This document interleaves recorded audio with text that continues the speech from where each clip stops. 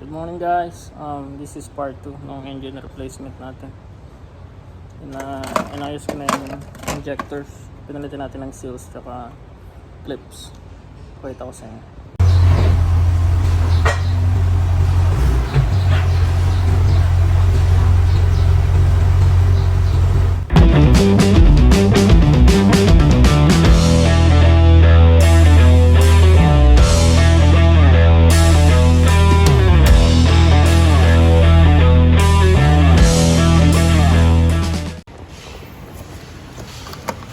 So ito yung high pressure injectors nya. Pinalitan natin ang compression seals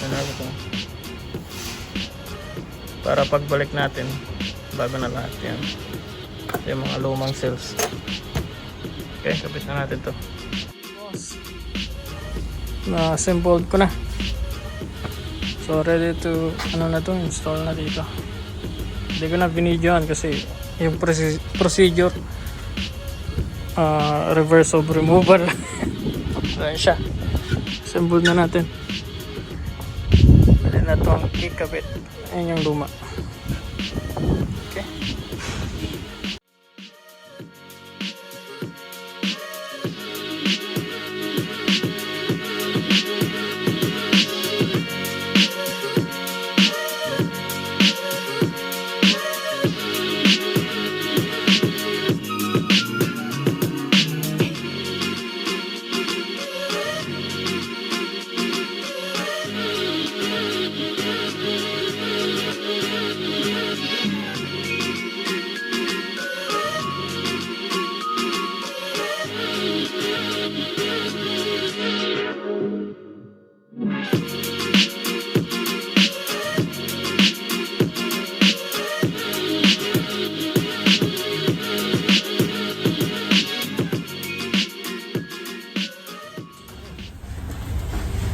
Let's go.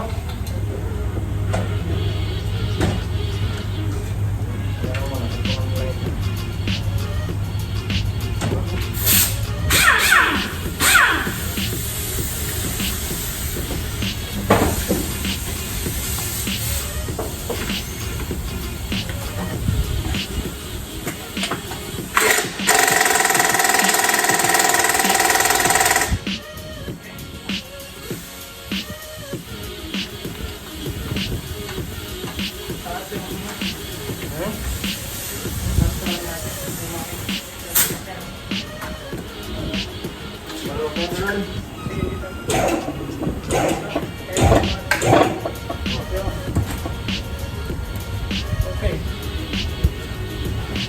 Next time.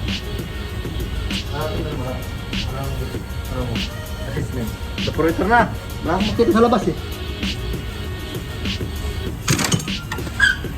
Yan siya guys. Kupit na natin. Let's go. Medyo masakit kaya mahirap. Pakita ko sa inyo. Ano? Magpagpogi ka muna. Papapugin mo na. Yan. Okay mga boss, tapos na. Naikabit na natin yung makina. Kulang na lang yung cowl. Punuin natin yung cooling system. So ito yung tools ko. Pera. Na? Vacuum natin.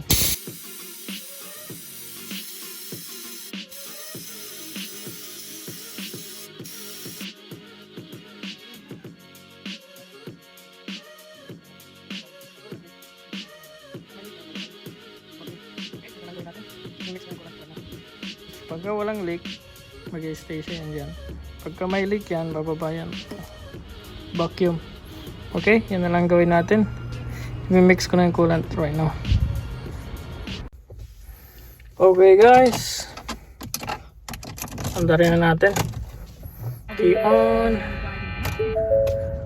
Medyo matagal na naman itong packetin yung fuel dun sa rail kasi empty yung rail ngayon. Try natin mag-crank. Oh, start agad. Hindi na masama. Tingnan natin yung labas.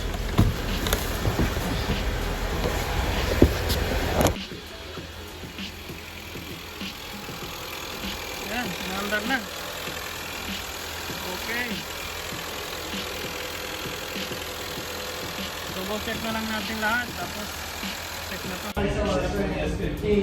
Okay guys.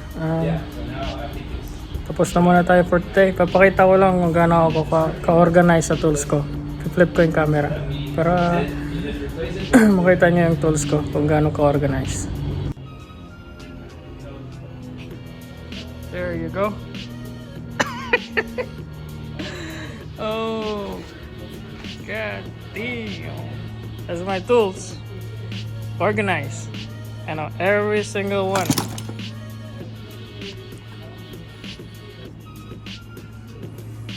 That is my tools. Diba? Organize na organize yan. Oh, saan ka pa? Organize yan. Ito lang yung palagi kong mga ginagamit ng tools. Ito yung cart ko. Tapos yung toolbox ko nandun. Pero usually ito lang. Nandito na lahat ng kailangan ko. Yan. Diba? Ang organize ko, no? Thumbs up dyan. Ayusin na natin to.